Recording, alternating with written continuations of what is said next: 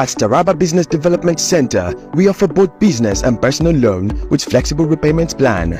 We are located in different parts of Taraba State. Jalingo branch, opposite Civil Service Commission, 183 Amarua Way. 090. A businessman or woman, do you need loan to grow your business?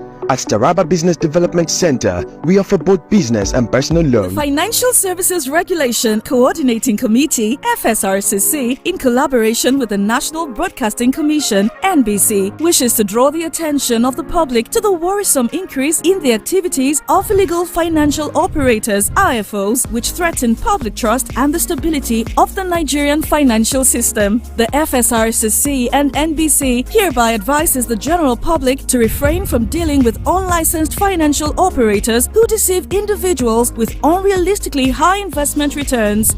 Make sure to verify the licensing status of such companies and schemes on this website. To report any suspicions of illicit financial activities, call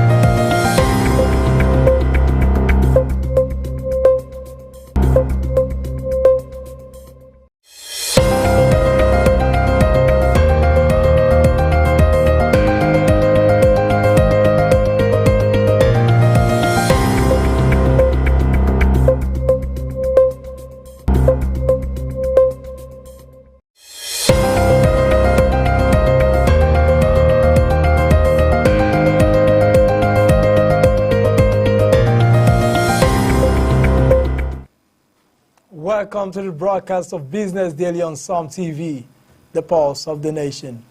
I am Abraham Minor Joda, and this is Business Daily, your trusted source for business news, market analysis, and expert insights. On the news today, we are tracking the latest development in Nigeria's economy, the GDP growth to market trends. Stay tuned for insightful discussions and expert opinions. Here are the headlines making the waves in the business world today. All share index gains 0.08%. Etana and Transcorp rally. Geregu leads in value. Banks multinational stifling growth of MSMEs, says NICA. NGML Sonic Petroleum seal landmark gas deal to boost Nigeria's foreign sector. Now the news in full. The Federal High Court in Abuja has dismissed a 374 billion naira lawsuit filed by the Ginger Growers, Processors and Market Association of Nigeria against Keystone Bank over the disbursement of funds under the Central Bank of Nigeria Anchor Borrowers Program. The suit, which represented 31,309 farmers, was struck down by Justice Obiora Ugwatu on jurisdictional grounds, as the plaintiffs failed to serve a mandatory pre-action notice to Keystone Bank before initiating legal proceedings. Now, looking at the background of the case, GJPMAN, a registered cooperative society of ginger farmers, alleged that Keystone Banks received 8.68 billion naira from the CBN in March 2020 for disbursement to its members, but failed to distribute the funds within the stipulated 10-day period. The farmers claimed that the bank withheld the funds for over 5 months and later repatriated the money to the CBN without disbursing it. Seeking compensations, the farmer filed a lawsuit demanding 8.68 billion naira for the withheld funds, 335.4 billion naira in entitlement claims, and 30 billion naira in general damages. Now, Keystone Bank defense stated that Keystone, represented by Dr. Sonny Ajala, SAN, argued that the ABP guidelines were not legally binding and that commercial banks act as the ultimate lenders under the program. The bank asserted that it has the prerogative to withhold the disbursement and repatriate funds to the CBN if necessary. Justice Eguatu ruled that the failure to serve a pre-action notice rendered the suit incompetent, emphasizing that compliance with this requirement was mandatory. Consequently, the court struck out the case, reinforcing the necessity of adhering to legal procedures before initiating contractual disputes. The ruling highlights the importance of following due process in financial disputes. It also underscores ongoing challenges within the ABP, which has disbursed over 1.1 trillion naira since 2015, but faces significant repayment issues with a 31.6% default rate. As the CBN continues effort to recover outstanding loans under the program, this case sets a precedent for how similar disputes may be handled in the future. Many Nigerians are struggling to survive on a day-to-day basis due to the current administration's economic reforms, which has improvised many and reduced them to living on a hope for a better tomorrow. President Bola Ahmed Tinubu's reform aimed at recalibrating the economy and fixing structural distortions have been in place since May 29, 2023. However, despite the promised benefits, many Nigerians are yet to feel the positive impact. The removal of the fuel subsidy, for instance, has freed up funds for state governors, but the masses are not seeing the benefits. Instead, the reforms have exacerbated the socio-economic conditions of many Nigerians. According to Benga Oni, a young librarian, the economy is improving, but it's yet to show on our everyday lives. The reform is still performing at an infant level. The International Monetary Fund, IMF, has advised the government to bring a human face to reforms by directing savings from the fuel subsidy removal to provide a safety net for the poor and vulnerable population. As Nigerians continue to struggle, many are left wondering when the reforms will start showing tangible benefits. For now, they can only hold on to hope that tomorrow will be better than today. Now to Borno State, the Berga International Fish Market in Maiduguri, Borno State, is struggling to regain its former glory as a major economic hub in the northeast.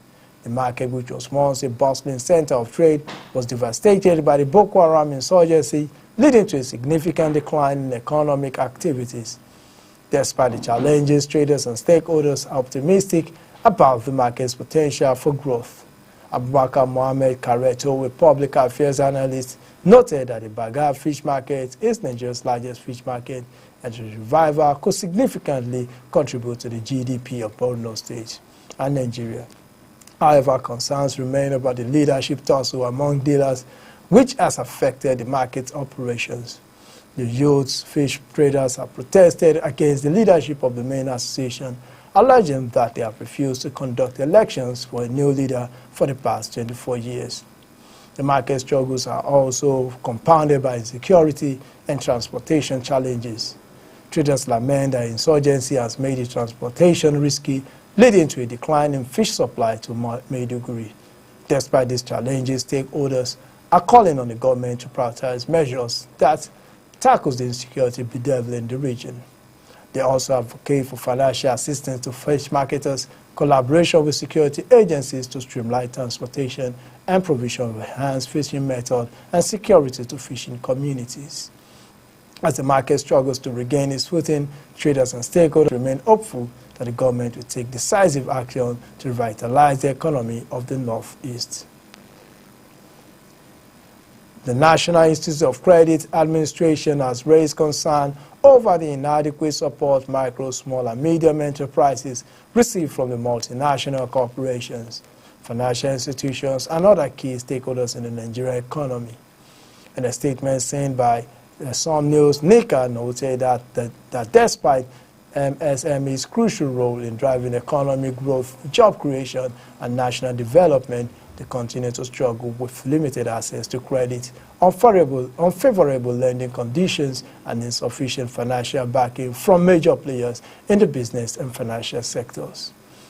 As Nigeria transitions towards a more credit-driven economy, the survival and expansion of MSMEs are increasingly dependent on the willingness of the government, financial institutions, and big corporations and big corporate entities to create an enabling environment, said Chris Onalu, Registrar and CEO of NICA. He criticized the banks for their reluctance to offer flexible loan options and for imposing stringent collateral requirements, while also faulting multinational corporations for failing to integrate MSMEs into the supply chains.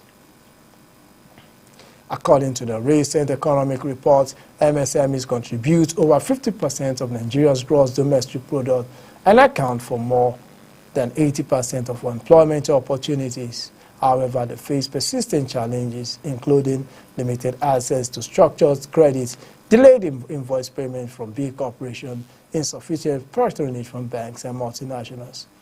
These challenges hinder their ability to scale and compete effectively both locally and internationally. Beyond credit access, NECA highlighted that financial institutions and multinational corporations fail to support MSMEs by prioritizing procurement contracts with large firms often owned by them. In a major boost for Nigeria, PC Gas Marketing Limited, NGML, has signed a lineman gas sale and purchase agreement with Sonic Petroleum Limited for the supply of 80 million standard cubic feet per day of natural gas.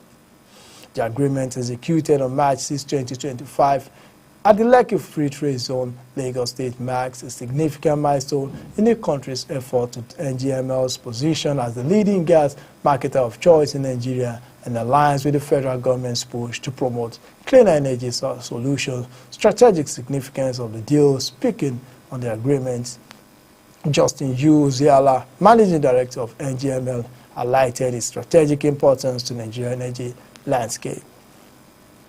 Now on to lottery. Workers of the National Lottery Regulation Commission have called on the federal government to intervene following the Supreme Court's ruling that nullified the National Lottery Act 2005, which was enacted by the National Assembly. In separate interviews with the news agency of Nigeria in Abuja, some workers expressed concern over their future as the ruling has effectively rendered them redundant. Now let's look at the background of the Supreme Court judgments. The Supreme Court verdicts delivered in the last quarter of 2024 stemmed from a lawsuit initiated in 2008 by the Lagos State government against the federal government. The suit sought clarification on the constitutional authority over lottery and gaming regulations. A 7-member panel of the Apex Court ruled unanimously in favor of Lagos State. Now, the Nigerian Exchange Group has reaffirmed its commitment to identify and supporting financing opportunities for projects across Nigeria. The group managing director and CEO, Temi Popoola, emphasized this during an interview at the First Bank groundbreaking event in Lagos. Popoola highlighted the importance of capital formation and funding initiatives in driving economic growth.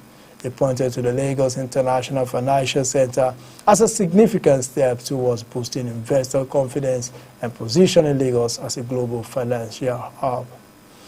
The LIFC, spearheaded by the Lagos State government in collaboration with Enterprise Nigeria, aims to create a seamless trading environment, attract foreign investment, and enhance the competitiveness of Nigerian financial markets. As a financial market intermediary, NGX Group is always looking for opportunity for finance and capital raising, Popoola stated.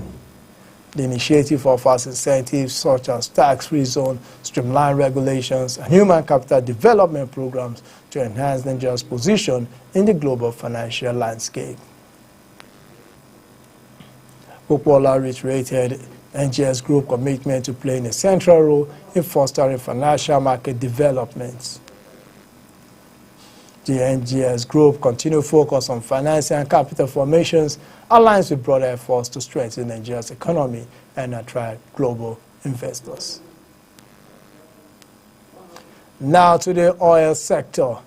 Samson Semwede, founder and chief investment officer of Zrosk Investment Management, has cautioned the rising crude oil prices in the